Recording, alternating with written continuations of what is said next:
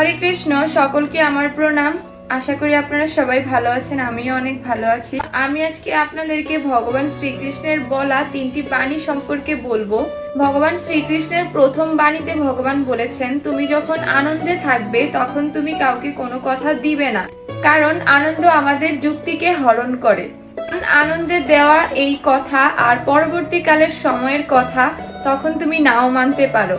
তো আনন্দের সময় আমাদের কখনোই কাউকে কোনো কথা দেওয়া উচিত নয়। দ্বিতীয়ত, কাউকে ক্রোধান্বিত হয়ে উত্তর দেওয়া উচিত নয়, কারণ আমরা যখন ক্রোধে থাকি আমাদের সম্পূর্ণ চেতনা যা কিছু থাকে সবকিছু বিলুপ্তি হয়ে যায়।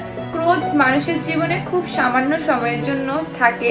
ক্রোধ আমাদেরকে অন্ধ করে দেয়, তাই ক্রোধান্বিত হয়ে কখনোই কাউকে উত্তর দেওয়া উচিত নয়। ক্রোধান্বিত হয়ে কথা দেওয়ার জন্য ভবিষ্যতে আমাদেরকে অনেক বেশি এর ফল ভোগ করতে হয়। তৃতীয়ত, দুঃখের সময় আমাদের কখনোই কোনো সিদ্ধান্ত না নেওয়া উচিত।